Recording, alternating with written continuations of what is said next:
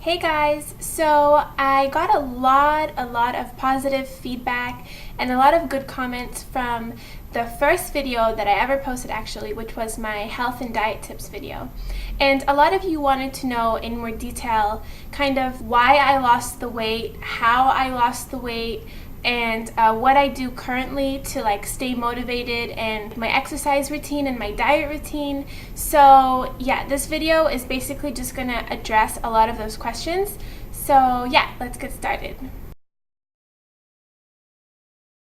I guess it all started when I was about 14 years old. I ate a lot of junk food, a lot of bad food, and I ate a lot of it as well. I never exercised, and I didn't really care about my appearance or my health or anything. So when I was in 9th grade, I started liking this guy. I had a little crush on him. I found out that he had a crush on me, or that he kind of liked me. I was so shocked because, I was fat, I wasn't social with anyone, and I didn't even know that he knew who I was. Anyway, so that kind of opened my eyes, and I was like, okay, so I'm not just a fly on the wall. I want people to notice me, and I want to be noticed. Anyway, so I guess that kind of just prompted me, a little thing switched in me that I was just like, okay, I want to start looking good, and I want to start feeling good about myself. And it's kind of sad that it's all because of this one person, but it's not really. I mean, that was just kind of what switched me.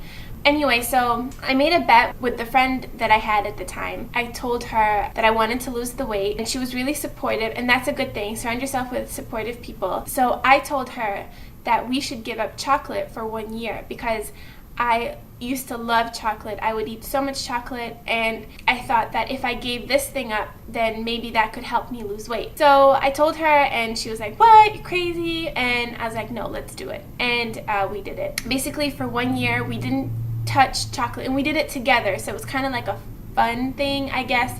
This decision led me to make other healthier choices. For example, instead of having something really sweet for dessert, I would choose to eat fruit, for example, or I would skip the whole dessert period. I just stopped eating junk food in all for that 1 year.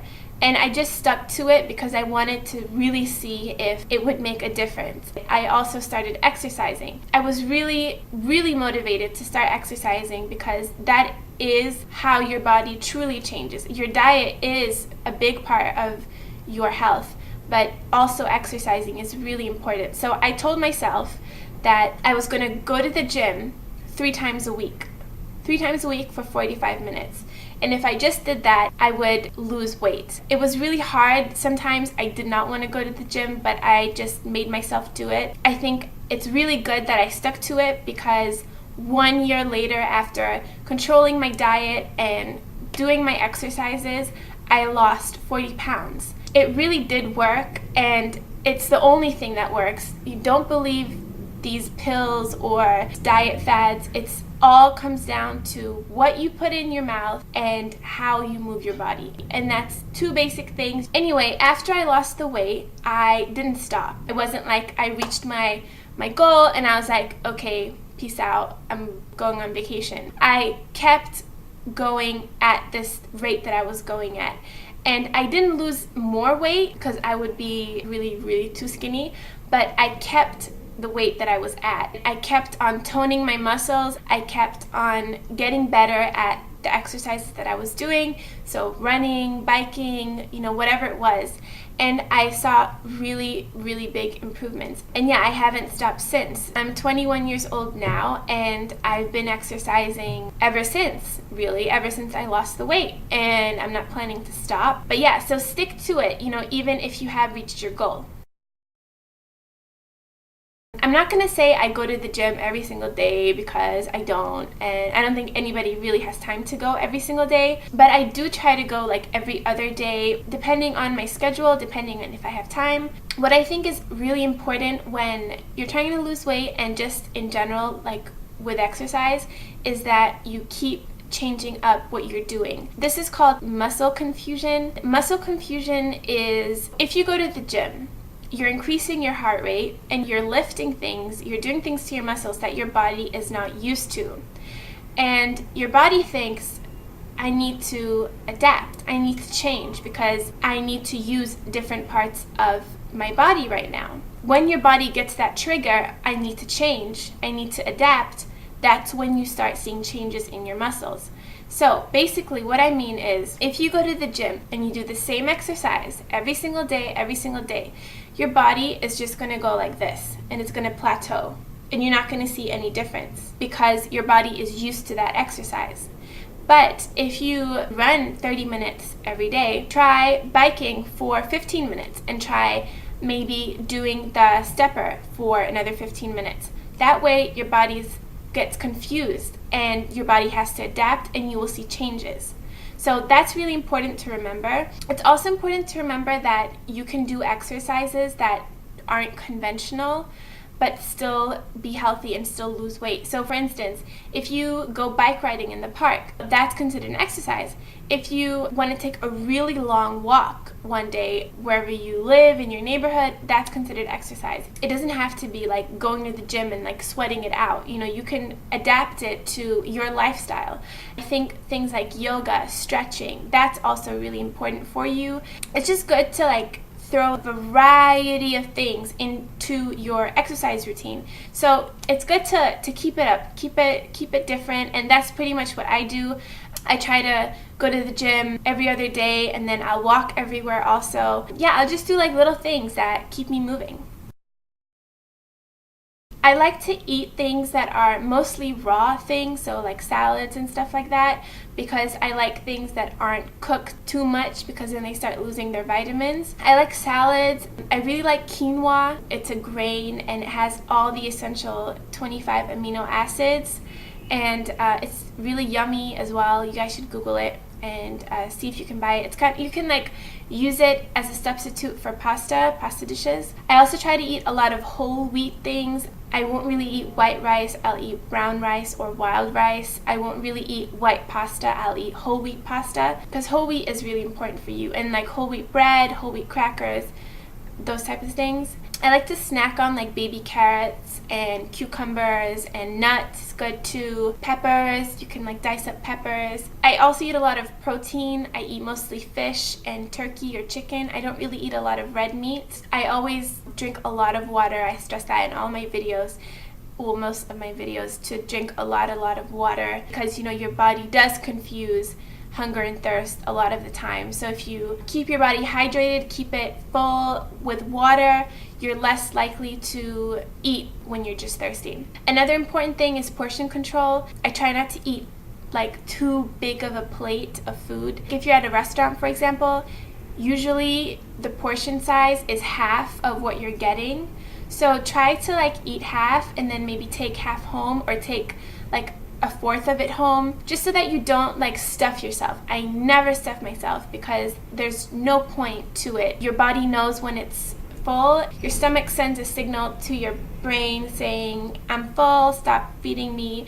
And you have to listen to that signal when, you know, you're full. Like, don't try to finish your food if you can't finish it. There's no point. As far as like my dinners, I try not to eat past 8 o'clock. If you're really dieting and you really want to lose a lot of weight, try to finish your dinner before 6 or 6:30 if you can. You know, after that time, your body's unwinding and you're not moving as much and you're burning less calories.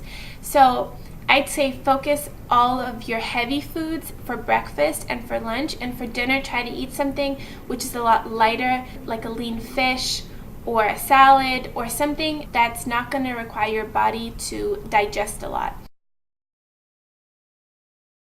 Well, the main thing is that you're going to look good. And, you know, that might sound like whatever, but, you know, it's true. People who look good are usually people who are healthy. If you're complimenting someone and you tell them, wow, you have really nice skin or you have really nice hair, that's usually because that person takes really good care of their diet, of their exercise, and, of themselves. So I think that really shows through in your beauty when you are eating right and you do take care of yourself.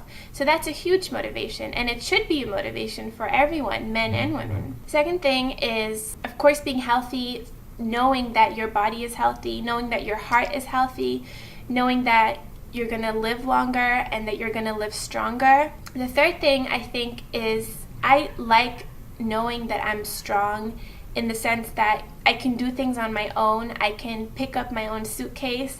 I can hang a mirror in my apartment. I can hang a painting. I'm able to lift that. I'm able to just do things that I feel if I didn't work out and if I wasn't healthy, I wouldn't be able to do. If I'm late for class, I'm able to run to class without like dying of exhaustion.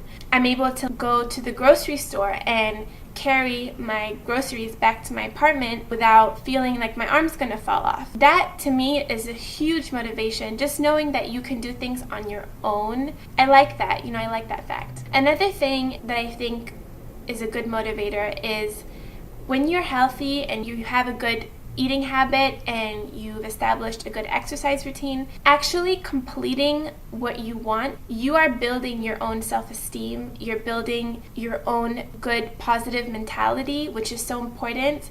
And I think that if you have that can-do motivation and that I can do anything attitude with yourself and your body, imagine the things that you can apply that attitude into the world.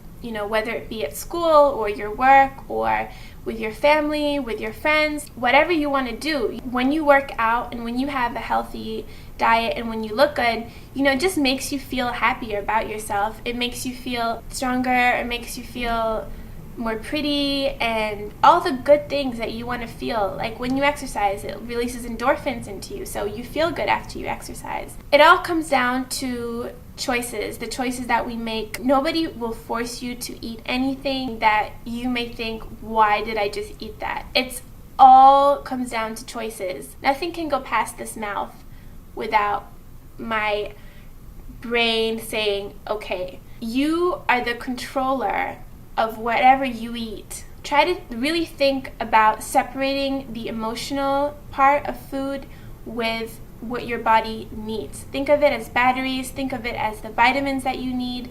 Think of food as something that your body needs to live and not what it wants to feel happy about.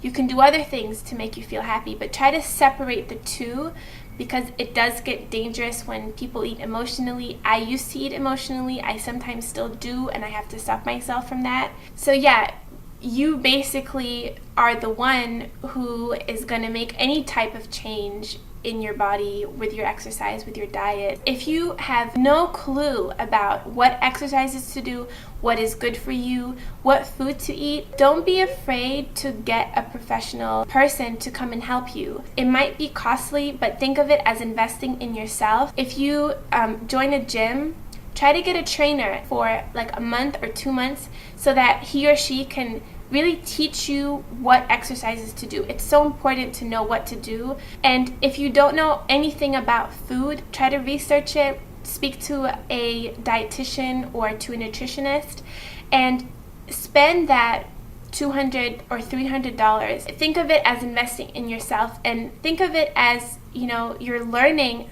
stuff that you'll be able to keep for the rest of your life. And once you do know about the exercise that you are supposed to do and the foods that you are supposed to eat, then you don't need those people anymore. You've learned what you needed to learn, and you can continue on your own. And that's what happened to me. I lost the weight by myself. I think when I was about 18 years old, I wanted to have a trainer because I wanted to find out more about the exercises that I should be doing, if I'm doing the exercises right, what I should be eating. So I saw a trainer. She taught me so many things, so many invaluable things. Okay, so I hope that I answered a few of your questions and maybe gave you some more tips. I want to say thank you to all of the questions that you guys have asked me and for your comments. It's so cool that you guys actually respond, and some people have told me about their weight loss story. Some people are saying that I motivated them to start losing weight, and that's amazing. That's more than what I ever thought these videos could do. So definitely keep the comments coming, keep the questions coming, and yeah, update me with your stories. You know, if you are trying to lose weight, if you have any tips for me, I would love to know, and I'm sure other people who are watching this video would also like to know.